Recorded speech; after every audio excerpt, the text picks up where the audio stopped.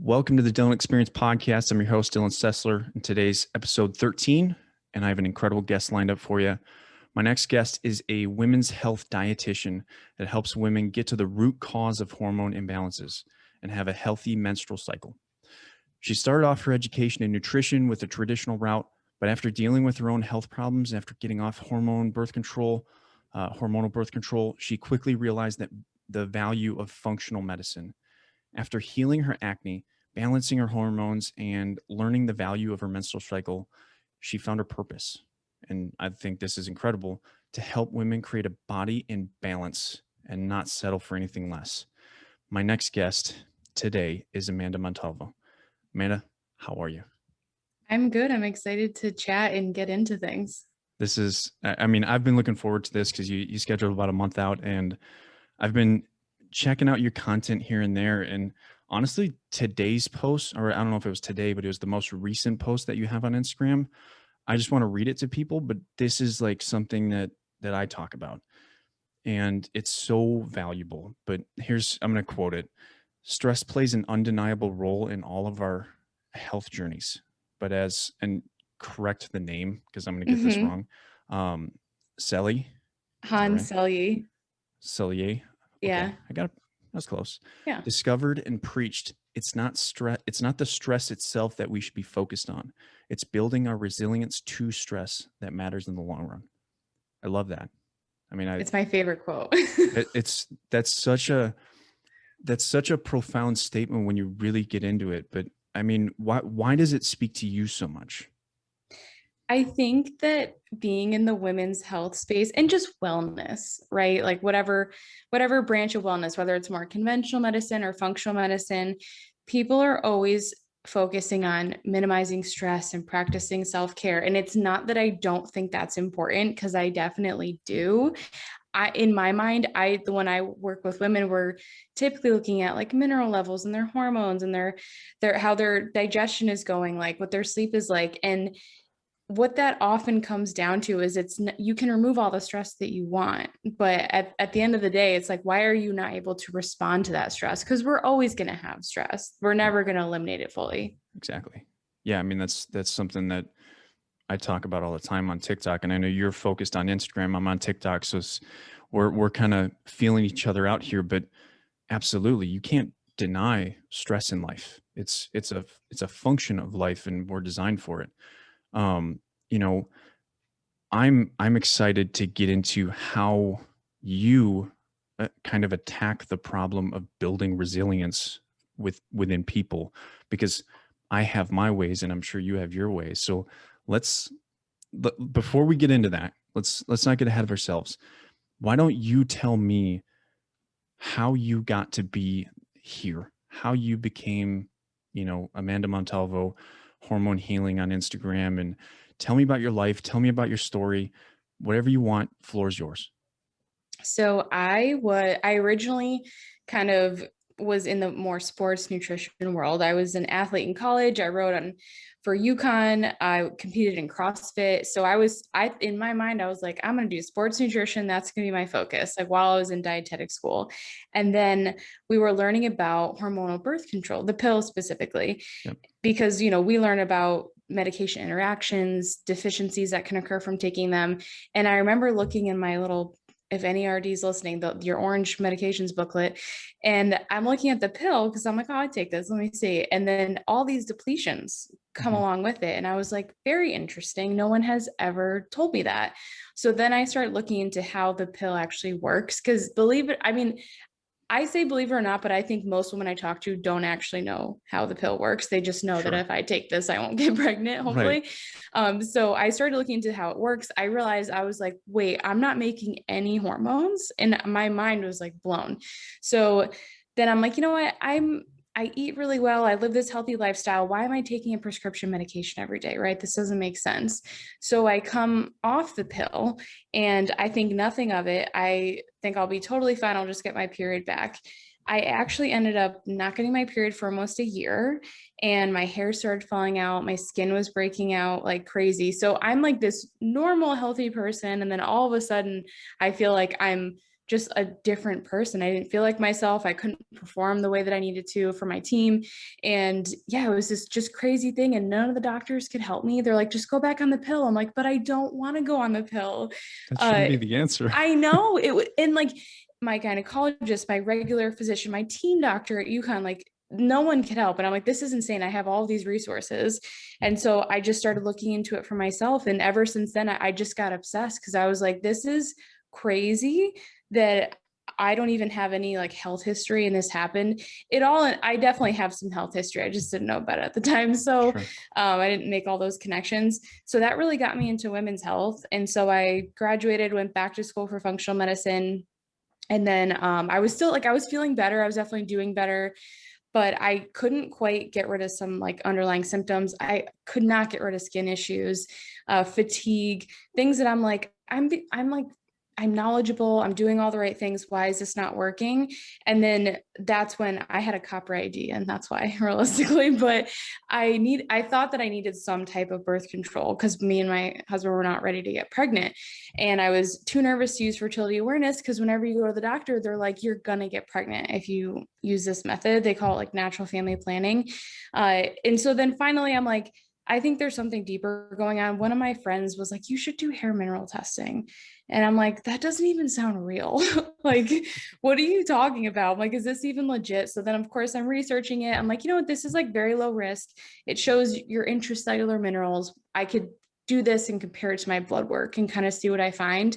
And what I found was I was so much more depleted than I realized and stressed. Like despite all the changes and everything that I made, I think that's when I really started to make that connection of like, you might make changes for a few years even and be very consistent, but the last 20 plus years of your life is still going to impact you. And that's something that we tend to kind of get away from when we're on our healing journey. And that's what I was like, wow, you can see your signs of stress. You can see what's depleted. You can see what's going on. And it really helped me figure out my copper issue from having the copper IUD. And so that's why I'm so obsessed with minerals now. But I think too, it's just like, yeah, you might be eating well, you might be reducing your stress, but like, do you even have the minerals to respond to stress? Like, do your supplements make sense, or are they actually creating more chaos in the body than they're helping? I mean, so many questions come from that. Number one, explain, there's a moment, one of your posts, you talked about minerals are foundational. And I love that word, foundational. But what does it actually mean to be depleted when we're talking about minerals or even hormones? Like, Yeah.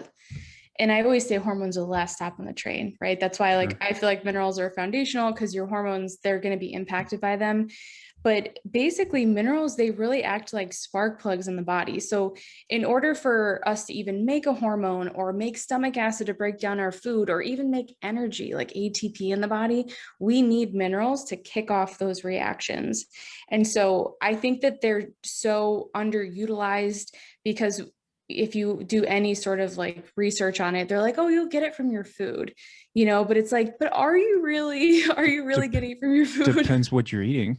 Exactly. Obviously. They say like standard American diet, you shouldn't really have certain nutrient deficiencies like are not to be expected. But I think a lot of that research needs to be redone. And I don't think they're accounting for stress because they're foundational, but we also use minerals up while we are stressed, just like any other nutrients in the body. So that's why I feel like a lot of times we want to skip that step, right? Whether that means like, oh, well, some of my minerals are really high, so maybe I should look at what are my stressors during the day. And is there anything that I have control over that I could try to switch up and see if that will actually replenish me versus deplete me? And being depleted, that just means that you've used up that mineral resource. So when you use that up, then all those reactions that mineral should be kicking off, those are going to get slowed down, and then you're going to see symptoms. Sure. So it's kind of a chain reaction of like, what happens when a car doesn't have oil, right? And something's gonna blow at some point. I guess one of my questions, because this is kind of how this is the nature of my work, is do you see a major impact depending on the stressor? Like I look at trauma, right? And you're talking about day-to-day stressors, but what about like a lifetime of stresses that has been, we're talking about depletion, like a depletion of normality and balance within the body that trauma causes. Do you see a difference in people, in how the stress or what kind of stresses people are under? I definitely do. And I think the biggest thing is like I'll see specific patterns, and it's usually just really low mineral levels. When you come to that point where all your minerals are really low, that means that you've been in that fight or flight state for a really long time. It is different for everyone because everyone has a Right. different level of resiliency. But most often, like if I have a client that say they had a lot of childhood trauma, they were basically always in that fight or flight their whole life growing up, and maybe they feel like they're not like that now, so they're kind of like, why are my minerals still so low? It's like it takes time to Yeah. replenish those, and you might not even realize that you are kind of leaning towards that tendency. So there on the hair test, there's like metabolic types. So there's like a fast type and a slow type, and that fast type is that person that's in that fight or flight, which means they're using up more of those minerals, and the slow type is someone that's typically already used a lot of those up, so they've slowed down. Hmm. That's just really interesting. Like I feel very like I don't know if I've really talked to my listeners about this, but I am so uneducated when it comes to like diet, and I'm well versed in exercise, but the diet like is such a I think a lot of people are. We just don't really understand our diet and what it really means to us.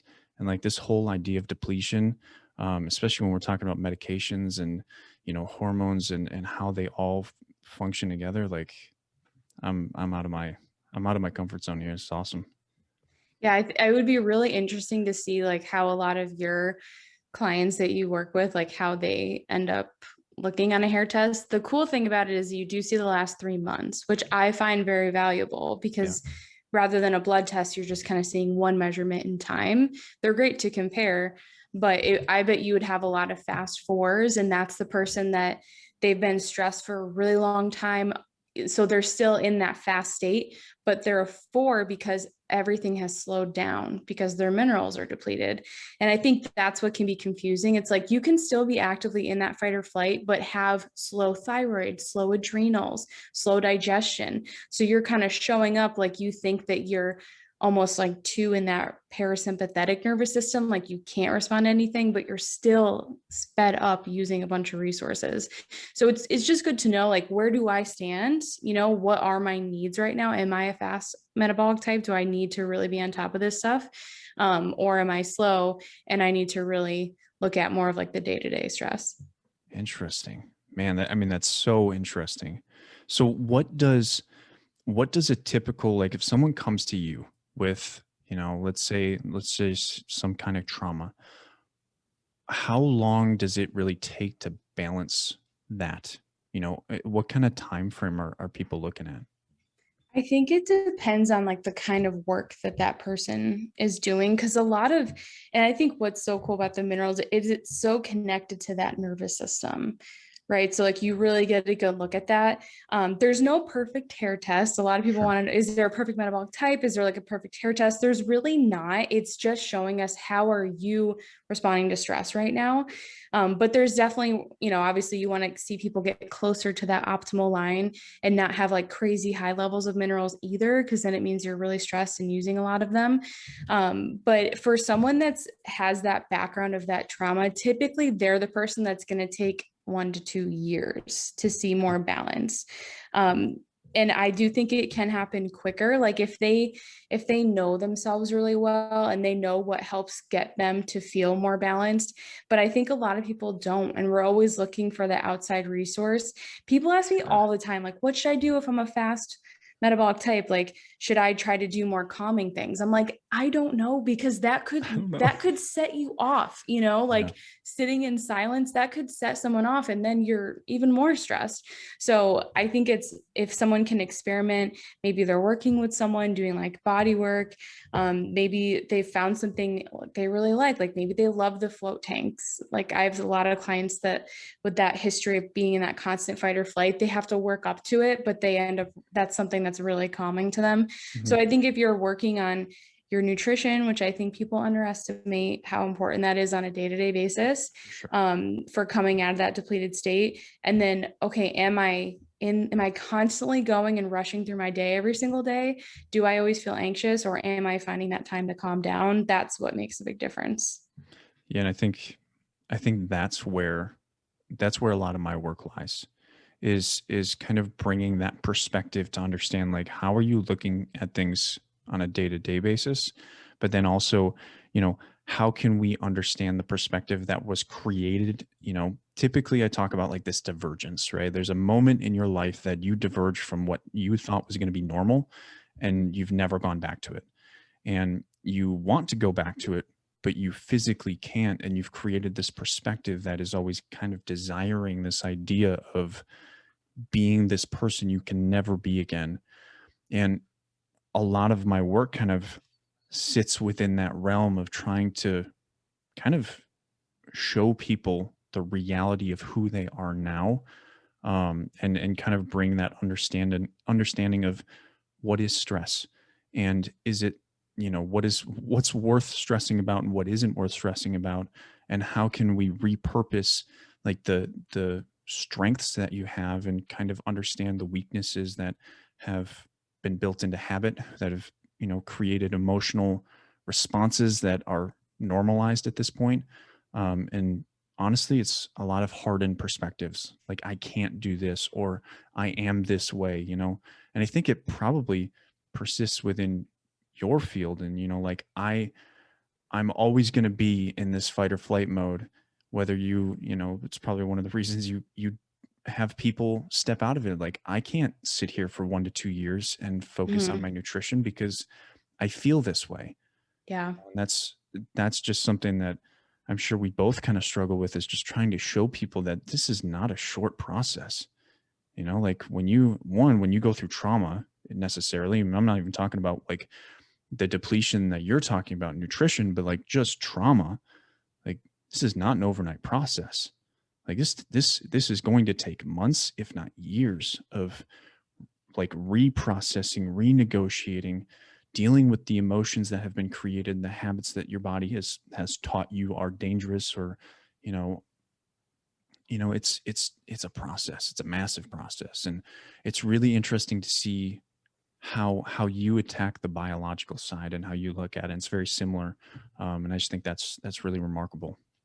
I think too, when people see, like, they hear the 1 to 2 years, and I mean, I would say most of my clients around that 8 month mark, that's like really when a lot of the magic happens for them and the women that go through my programs and stuff. And it's hard, but you don't have to be perfect. I feel like people have this weird idea, especially with food. Yeah. Like, they feel like if they even do one thing that's off of what they now know is optimal for them, that they're like, oh, well, that's it. Yeah. And there people, and I get it. I'm a very extreme person too. Not so much anymore, but I like naturally, obviously, I have like a tattoo on my chest I got when I was 18. Like, I definitely tend towards that way. I think it's human nature, but I think that I always try to remind people, like, you don't have to be perfect to heal, and you really shouldn't be, because then you're probably stressing out Yeah. over it. It's like those little changes, because that's what's going to shift your nervous system. That's what's going to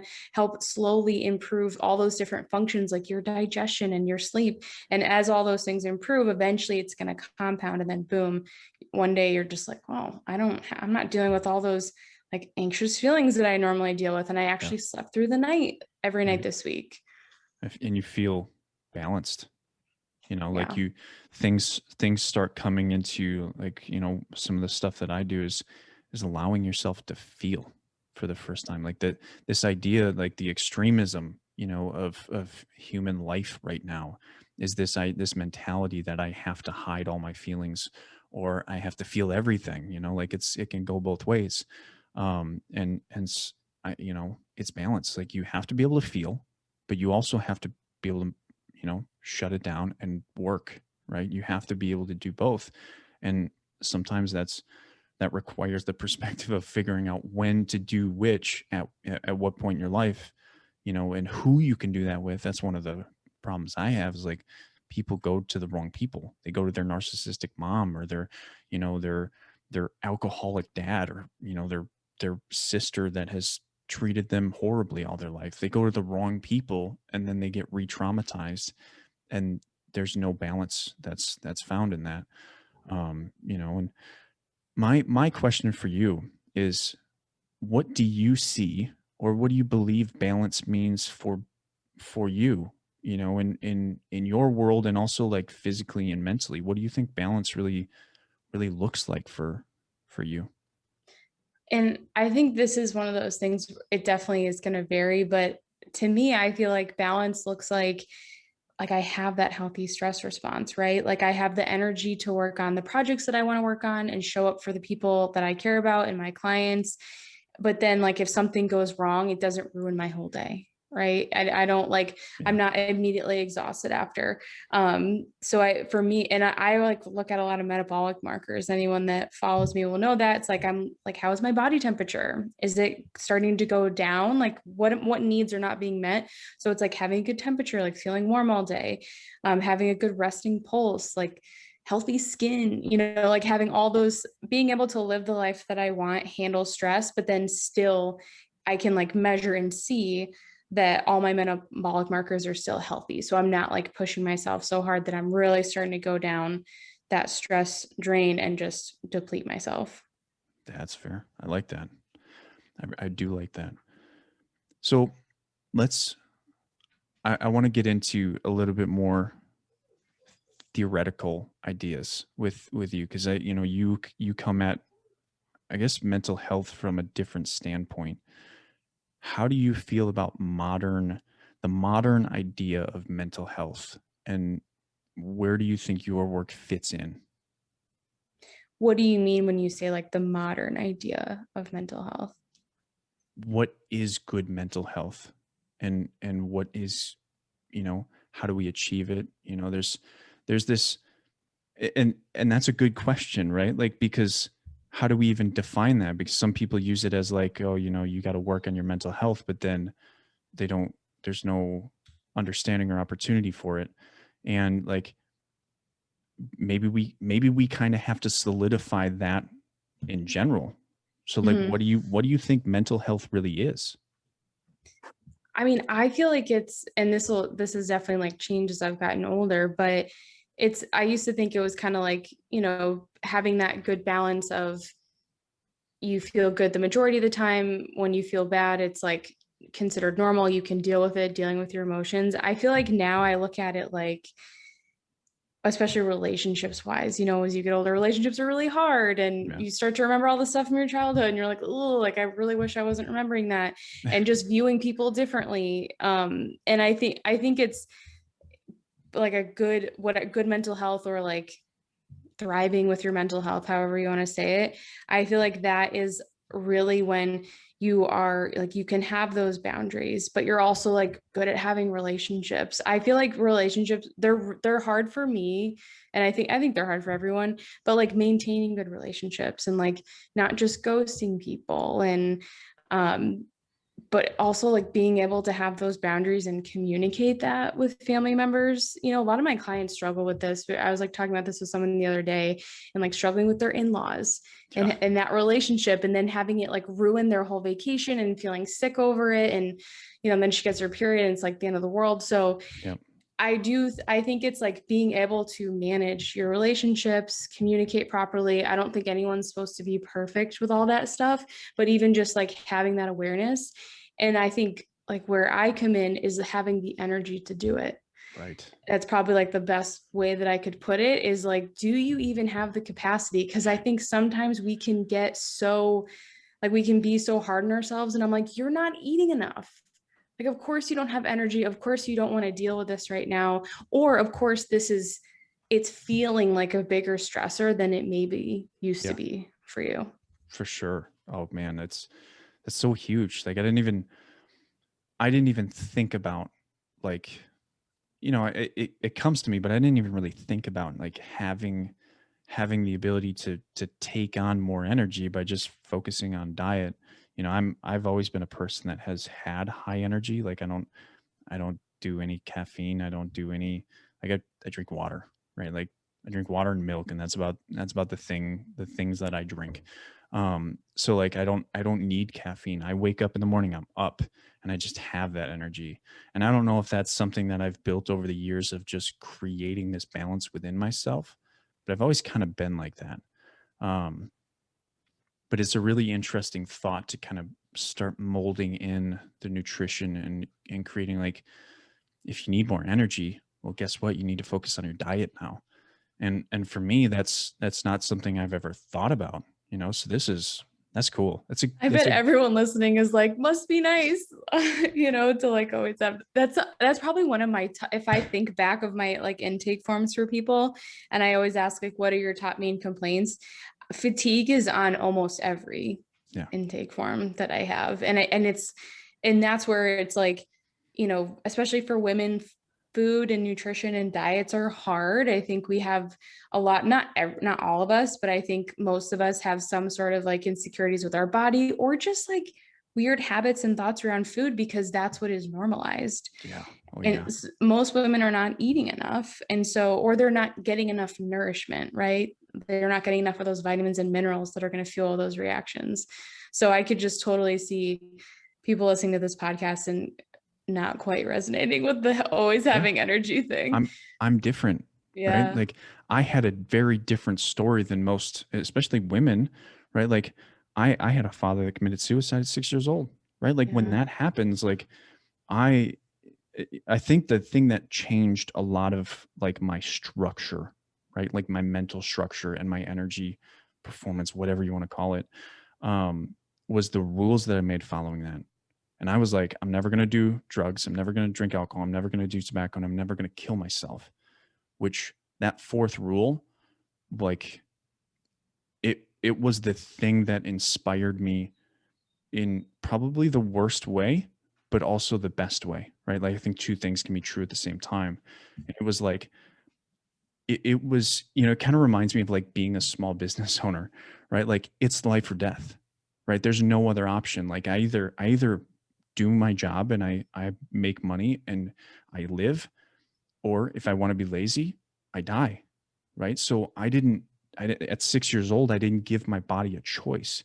I was like, I need to learn, I need to live, I need to overcome, I need to figure this out. And a lot of that, was done in unhealthy ways. Like, I remained silent and didn't talk to people. I thought all the time.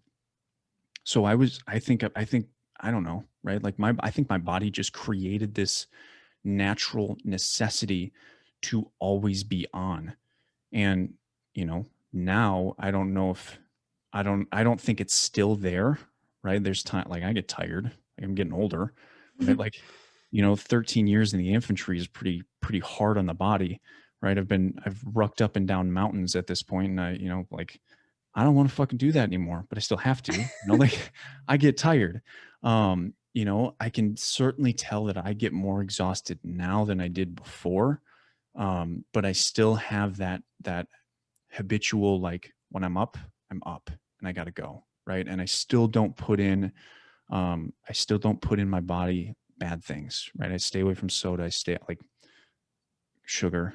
I'm a sucker for candy and chocolate and stuff like that. I'm working my way off that and doing the right thing for me. Because I know that my body is not what it used to be, and I can't just consume garbage and expect perfection. Not that I expect perfection, but I expect better than garbage. So I've got to work better. But it always kind of comes back to that habit that is created in childhood, kind of, I think, flows into who you become. And you can't really deny some of those things, right? Like, for me, like, sleep has always been a struggle for me.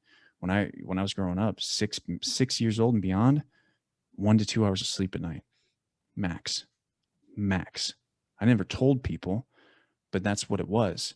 And probably until I was about 25, not 25, about 23 to 24 is when I actually started working on that. So I lived for 15 years on 2 hours of sleep, and I was going, right. I was a successful human being doing that stuff. Um, and like, it was, like I said, it was sink or swim, like, you live or die. And it was after my first deployment and the things I saw after that. I was like, I need to do something about this sleep, because I came home and I was like 45 minutes max, because I had gone through a knee surgery, and I was like, I came out of that knee surgery and I was like, remember that I will not do drugs. Well, that applies to prescription medication. So I took 2 days of Vicodin on my first ACL reconstruction. I was like, you know what? No. And it it was brutal. The only reason I slept 45 minutes a day was because I was so exhausted from handling the pain all day, that I had to. But my body will only allow me 45 minutes because I was going through PTSD, and I was figuring that stuff out. And yeah, I mean, it's coming out of that is just it's it's crazy, but there's still remnants of that. But I also see like the healthy part of it now, and how my body has naturally kind of relaxed itself. Like I'm incredibly calm now. When things are going on around me, I'm like, I'm good, because I've been to Afghanistan twice now. Like, there's not much around here that's going to make me stress after seeing the things I saw in Afghanistan. So it's yeah, I mean, there's not going to be many people that relate to what I've been through, and how I relate to other people is going to be different. So it's like you said, everybody's body's different, and it is what it is, right? I have one question for you because I think a lot of people will relate to this, in that I think now your energy is healthy because your nervous system sounds like it's very balanced, right? Like you do get tired, but you wake up with energy. That's a good thing. Yeah. That's like how we should all strive to wake Yeah. up. But it sounds like you were running on stress hormones for a Oh yeah. very long time. Oh And yeah. I think that a lot of people don't realize that they are. I did an Instagram post. It's like, are you addicted to cortisol? And so many people are like, okay, I feel very called out on this post, Oh yeah. and like, I don't think we realize it, but like always being in a rush, always wanting to check your phone, always needing to be like on, attached to things. You can't sit still, like skipping meals, never Yeah. wanting to eat, not having an appetite. So I do think that a lot of people can resonate with maybe not sleeping that little, hopefully, but Hope not. Yeah. hopefully that's not the case. But I do like being in that go mode, because I think a lot Yeah. of us live our lives that way for so long, and it's when we start to slow down and have less cortisol, that beautiful anti-inflammatory hormone, all of a sudden you don't have that, and then all the symptoms pop up, Yep. right? Then you start to get fatigued and you don't feel great. Yep. Yeah, absolutely. And I recognize that sometimes now, because I've been building, and you're a business owner. Like, I've been building mine for the past year and a half, 2 years now. And that's not easy, right? Like, Mhm. it's kind of like what I said, it's sink or swim. Like, you live or die by the work that you do.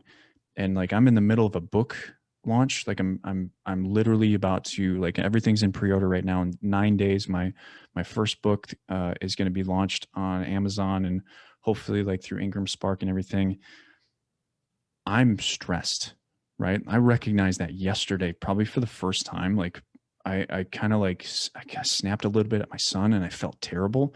And I had a conversation with him. Like, this is how I know I have healthy relationships, because I recognized it immediately. I separated myself. I'm like, I need a minute. I came back to him like, hey, that was wrong. What I just did was wrong. But I'm also stressed, and I need you to understand that, like, this is where I'm at. Um, and I recognize like the pace, and I'm starting to see those old things that I used to do creep up on me, and recognizing like just how fast I'm moving all the time, and just how much work I'm doing, which is something I never would have noticed like 10 years ago. And realizing this now is that I know when to stop, right? Like, I know when to slow down. Like, today was like, I didn't do that much. I went to lunch with my mom, and my aunt came down. And this was the only thing on my agenda today. And I'm taking like 2 days off next week, and I'm just taking time, right? Like, something I never would have done, right? I know that it will likely impact my business, because I'm sure people would schedule sessions on those days.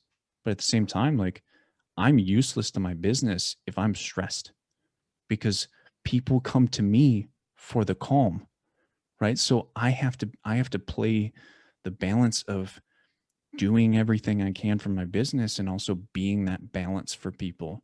And if I can't do it, how can I tell other people how to do it? So I'm in a really interesting situation with kind of, I think both my health, my mental health and my business and just life in general, and seeing how I respond to different things. You need a lot of electrolytes, adrenal cocktails right now. Well, I'm sure. we need to talk about that and how I can get more of them. Yeah, because I think that's the thing too, is that people think, well, what, like I get a lot of clients that are like, maybe they're doing really well and then they have a really stressful season, like maybe it's something. I have a lot of clients that are entrepreneurs, so maybe it's their own business, maybe it's something at work. I have lots of teachers, so it's like the end of the school year was just crazy for everyone, I feel like. And so it's like you're gonna have those stressful seasons of your life. It's like, how can you bounce back and how can you have that awareness, and like, what can you do to be more resilient? That's when it's like you don't want to skip any meals. Like you basically, I feel like the more stress you have, the more responsible, for lack of a better word, that you have to be like with your nutrition, with like being mindful of like, am I replenishing the minerals that I know that I'm using up because they get burned during the stress response? Because that's how I feel like you balance it out. Ideally, you're not going to be in that stressful season forever. It's Yeah. just a short period. And like for you, it's like, I'm sure you'll recover after that launch and take some time. Oh yeah. Well, I don't know how much time because I have to go, I have a school coming up, so it'll Oh, probably be this winter when I start recovering, but I will make it. You have to do what you got to do, and I know how to do that. I've done it for a long time in my life, but I also know when it comes down to it, now is when I know at, I'm going to find that point where I need to slow down. mhm. And that's something I just never did before. But yeah, what what are some things, because we've kind of talked about this and kind of danced around this, but I want to hear, like, what do you think are some, obviously everybody's body's different, but what are some things you think that you know women right now, because I think a lot of my listeners are women, and maybe we'll get to men. I don't know how much work you do with men, but what are some obstacles women can kind of move out of the way, or what kind of dietary things that are common that you would start recommending women kind of focus on?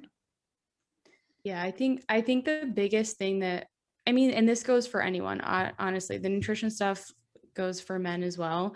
Okay. I think women are just more sensitive, right? Because if you are cycling, then you have more fluctuations in your hormones. Hmm. But ideally, the biggest principles that I think about with food are, one, like eating foods that are actually nourishing, so nutrient dense, but not like the nutrient dense that like the magazines and the news articles say nutrient dense. Like I feel like all they talk about is like vegetables.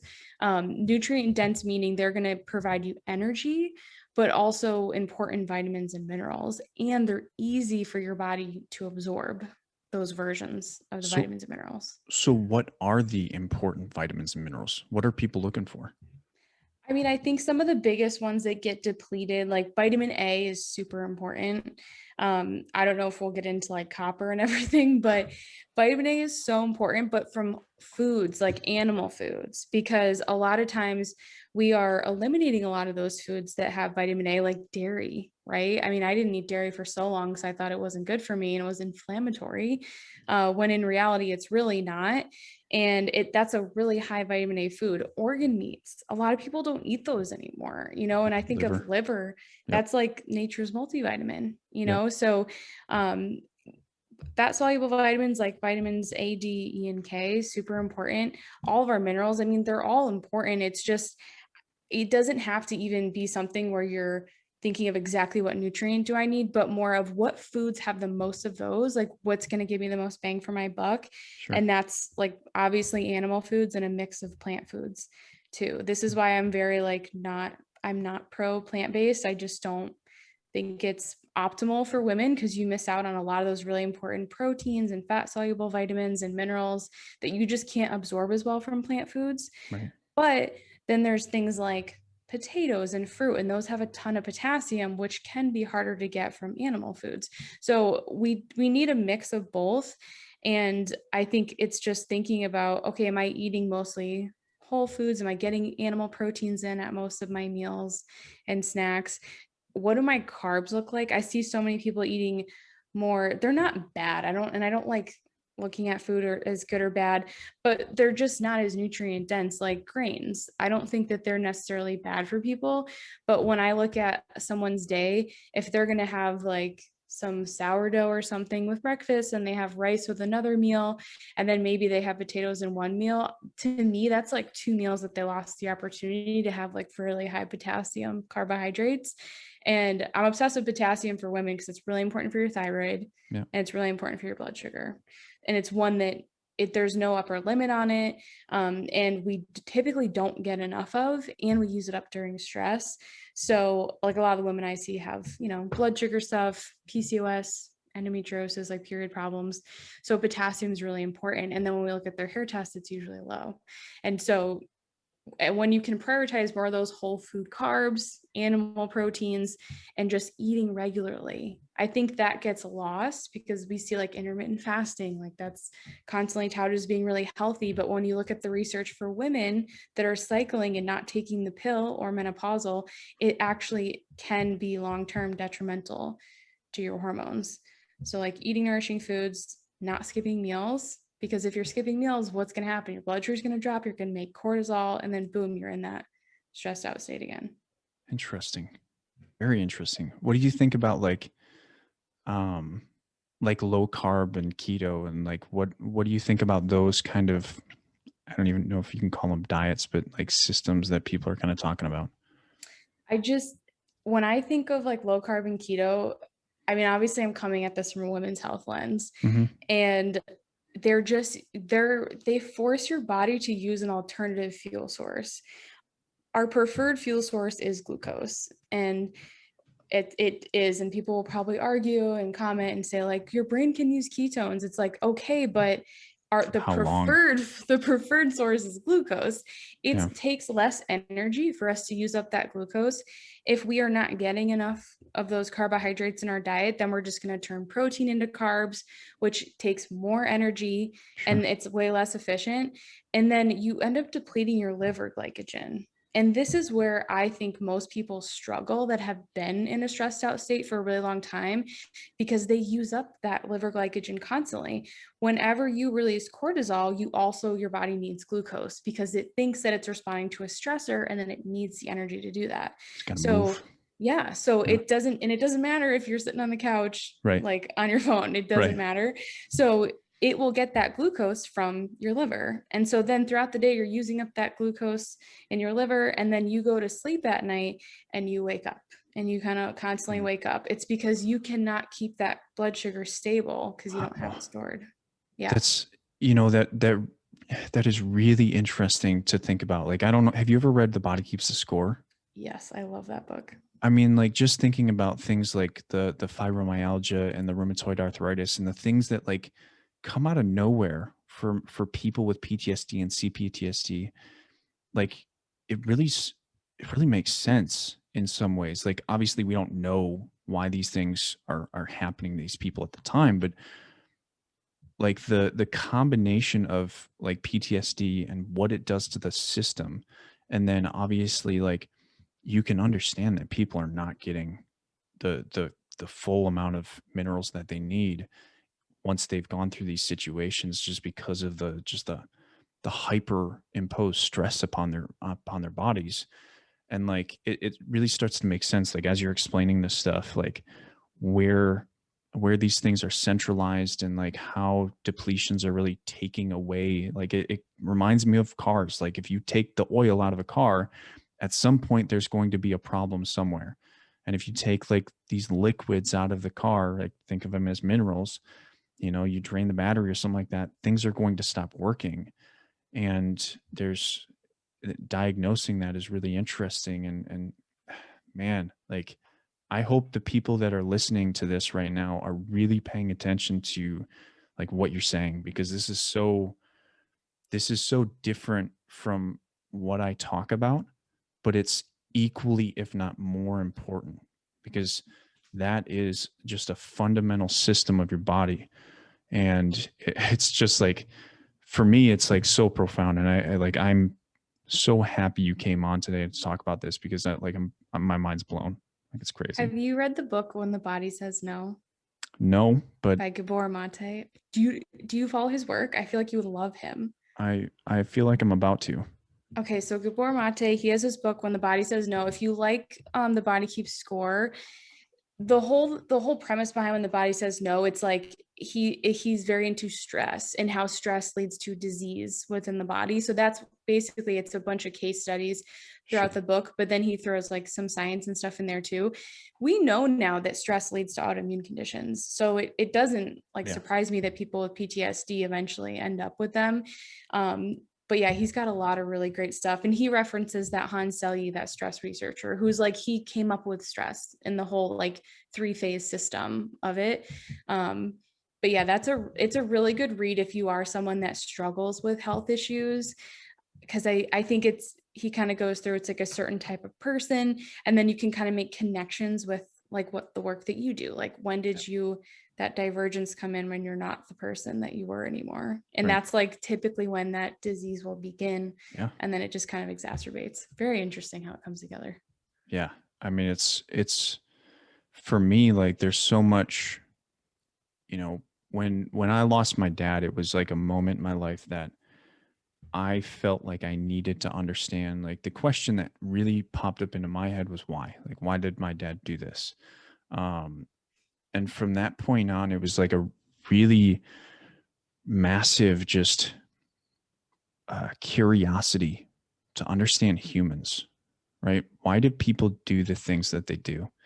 And even today, like, I'm just so curious about these systems, these moments, these environments, right? Like, in my book, one of the things I kind of talk about is how I look at life. Like, I look at life as experience and environment over time is your life, right? But it's deeper than that, because your physical environment and your physical experiences are not the only thing at play here. Like, you create a cognitive environment and a cognitive experience within yourself. And realistically, like, you could even say it's a physical, like, experience that is within and without you. Like, the outside world is just having an impact on how you change and adapt to the situations that are happening within you. And it's, all of this is just so remarkable. And I love that we're getting closer and closer to really understanding, like, not just stress, but how stress is really changing the way people think and the way people do things in their lives, and the habits and the perspectives that they take. um, and we're just moving the ball forward, and it's all really interesting to me. And it's, my lifelong kind of understanding, and my lifelong work is always to try and better understanding people and how they actually function. So this has been awesome. And I'm I feel like definitely, nutrition will be like foundational for, because especially if you're kind of going into like people's trauma and the experiences that they've had, in my first thought is like, are they ready, are they minerally ready for this? yeah, And like, what can you do? Because I think that too, like, if that comes up, like I get a lot of clients that are in therapy as well, and they'll be like, oh, it's like ever since I it was in therapy sucks. last week, it's just like the whole next few weeks they're just like a wreck. And I'm Yeah, like, that's okay. It's just, you just want to think about like, what can you do to support your body? Because whenever you feel off or a symptom pops up, it's just communication. It's your yeah, body telling you it needs something. yes, absolutely. Well, I feel like you and I have to do some stuff together to make this Yeah. come together. Like, I think that's apparent right now. I don't know about you. What do you think? Yeah, I feel like the nutrition, it doesn't have to be complex. And I think that's where people get tripped up, is they want to Right. make it really fancy. And it's like, nope, you just need to feed yourself nourishing foods, and most of the time, and like try not to skip meals. And if you are someone that wakes up a lot, that maybe you are very adrenaline driven, then eat a little bit more frequently. Like there's different things that you can do kind of depending on what you have going on. But I do think that's like imperative, so that just so that you could get as much as you can out of the work that you do. Question for you. Yeah. When are you going to start writing a book? Oh man, I just launched a course and I feel like that took like everything I had. Um, but I don't know. I think I definitely want to do it eventually, but I think it'll be because I have about 200 people in the course right now, and doing case studies with them is really fun. Like everyone meets them, we'll go through someone's hair tests and their health history and everything and do like a case study. But I feel like once I have like a bunch of those, I have a membership. So it's like seeing women in community. Community is really, really important to Mm-hmm. me. And I think it's really important for women when they're on Yeah. that healing journey, whether it's like, and a healing journey for like mental health, physical health, spiritual health, like whatever it is. I do think that community is really important. So I feel like if I did write something, it would be about like encompassing all those things. Absolutely. So tell me about your course. What is it? What is it focused on? You know, like, are you taking more people? Like, what's your? Tell me about it. Yeah. So what I used to offer these like hair test results reviews, and it was like me going through your test, but I'm only one person, so obviously I was like, this got burnt out pretty quickly. And so what I did was, in my mind, like I think that women are really smart and that they can learn these things. So what I did was I took that kind of results review session and put it into a course format. So it walks you through, like, you order a hair test, and then once you get your test results, it's like, here's how minerals work in the body, here's all the different parts of your hair test and what they mean for you. And then I do have people do like a stress timeline. You'd probably appreciate that, of Yeah, like all the different like their whole life, all the different stressors and stuff. And then especially the love it. last few months, because obviously you're seeing the last few months in the hair test. And so Right. you go through, you learn how to interpret the test. There's a bunch of videos, and then it's like how to build a protocol. So we talk about nourishing foods. I have a bunch of like recipes on how to make different things. And then we do get into supplements, and I'm a very food-based supplement person because you can create more imbalances with certain supplements in the body. Sure. But it's like, if you had this type of test result, here's what you should consider for your protocol. So it's pretty Wow. cool. That's that's so cool. I Is it only women? No, anyone can do it. Like my husband does literally everything that I do. So it's That's it's it's just that I focus on women because, like, men aren't going to be dealing with like different times in their cycle and stuff. mhm. And you can do it at any time. So I made the course, it's really cheap.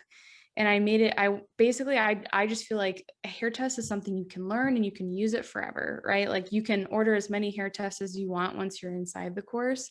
So if you want to retest in like 6 months, you can see where you're at.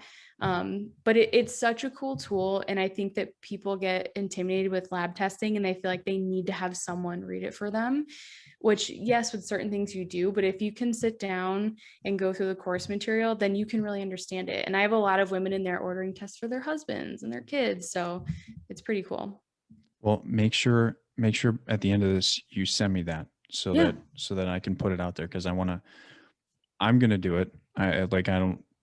I'm just gonna make it happen. I'm gonna make my wife do it too, it'll because be really cool. I'm really excited to see that and It's neat. see where I am at. Like I have always been like, I've been wearing like this, which is just a Samsung Galaxy watch. And like my stress levels are always super low. And it's really interesting to see, like, I've never seen stress levels like before, about a year and a half ago. And when I got this, I was like, wow, like I'm never stressed. It's weird. And I don't know, like there's obviously certain times like when I am stressed, but it's relatively like minimal. Like I have, and this is one of the things I see about PTSD that starts to change when you start your healing process is that, like, things like triggers, or even like, I think all stress can be triggering. So if your body is triggering that stress response, it's healing is really taking that extended stress response and bringing it into like a normal response of like, I see fireworks. I'm a veteran. I used to be someone that, like, when I heard fireworks, it was like, mm-mm, I'm done. I'm done for the night. Like I'm upset for the night. And now it's like I see them. I'm like, cool. I don't like them, but I don't care. right? Like, and that's what I think healing from PTSD really looks like. It's taking that triggering response and minimizing it to a point where you understand what you're looking at, you understand what you're feeling, and you know you're safe, you're okay, you're still good. And I'm really curious to see what that looks like for me. Like I'm really curious, and I'll probably post about it and talk about it, and maybe we should Could have do like a an podcast on it. do absolutely, or even like an Instagram live or something like that, and Yeah. have a conversation like live about what this means. Yeah, Like what it's showing you. It's cool. It's really neat. And it'd be interesting for you too if you do it soon, because it sounds like you're in a somewhat stressful season, yeah, like with the book and everything. So because it for, shows you the last 3 months. So for a couple different reasons. Like yeah. I don't know if I'm sure you haven't really followed. Have you listened to my podcast at all? I have not. So perfect. You don't know. Um, so last month, and I don't want to bring this down because I'm okay, right? I'm good with all of this, but um, as good as can be. I lost a soldier uh, uh, about a month ago. Yes, it's right around a month ago. And then 2 days before Father's Day, we lost a baby. Oh my gosh. So you're gonna see, not only the book stress but grief, and prior to that, I was great. I was in a really great place, and those two things kind of like just punched me in the gut, especially right before Father's Day. It was tough. I mean, I still, even now, I feel that stuff, but um, I feel like I've found my feet in a sense, and I'm walking forward, even though I'm carrying those souls with me, and trying to do my best. And obviously, the book is something that I very much believe in, and want to push to people and give to people, because it's something that, like, that process of what I put in the book is the exact same thing that I'm working through right now. Like, those stressful moments in my life, even putting this book out, is I'm in a good place regardless of those situations. Like, I lost people, um, but I'm also content with who I am. I'm happy with who I am. I'm balanced with who I am. And I'm allowed to feel those things, but also be good and be okay. And it's like two things can be true at the same time. I can be suffering, and I can also be happy with myself. Mm-hmm. And I think that's balance. I think that's That's mental health. I think that's the definition that we were looking for before. right. So That's yeah, really hard though. I think this would be a really interesting thing for people to see, and I would love to collaborate and Yeah. have a conversation in front of people, and show people like what this looks like for you. Yeah, I feel like it'd be a really helpful tool for your audience. I mean, I think anyone, it's a good marker to see and just give you some guidance and maybe bring something to light, like, oh, maybe I am a little bit more stressed than I realized that I was, and these are a few things I could work on. But Yeah, yeah, it's a big eye opener. for sure, absolutely. I'm excited. Excited to see where I'm at, because that's always something I'm interested in, and always something I'm trying to better, and make the best of the situation I'm in. Um, well, Amanda, before I ask my last question, is there anything else that you want to say, what you want to talk about? Is there anything like you want to push other than obviously your course, but is there anything that you're working on in the future? Any content that you're going to be moving towards, like anything that you want to say? What do you want to push?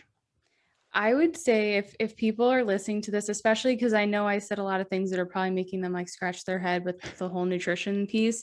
I do have a podcast, and the whole point of that podcast is to take that type of information and break it down. I do it with my nutritionist Emily, and we break down like popular diets and why we don't recommend them. We talk a lot about metabolism, which is really the foundation of our work. So if you want to nerd out about that kind of stuff, definitely check out the You Menstrual podcast on iTunes and Spotify. I will make sure you give me both links so I I can I will. can put them in the description. I'll make sure everybody has all the links to Amanda's stuff. But yeah. So here's my last question. If there was a message you could leave the world, what would it be?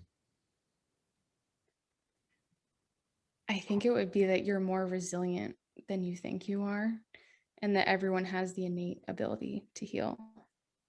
I love it. I love it because I believe that. I fully believe that. And when you have two people within the same idea trying to make the same thing happen, but from different perspectives, I think that's pretty powerful when we both agree on that. I know, it's cool. So that is, unless you've got anything else, Amanda, probably call it a day. What do you think? Yeah, no, that was great. I'm excited to hear what people think. If you're like really dying over nutrition questions, definitely check out the podcast because I think we answer a lot of the common ones Yeah, there, because I know it's a lot to take in. for sure. I know. I feel it. I'm feeling it right now. Like that was a lot, but I'm excited. Well, let me close this out with, if anybody wants to join my inspirational text platform, and you'll get updates on the podcast, you'll get daily inspiration, you'll get any updates on my book or anything else that you want. You can text me 1-608-336-4480. And thank you for joining us on this week's episode, Amanda. It's been awesome. It's been a pleasure, and I appreciate it. Thanks for Um, having me.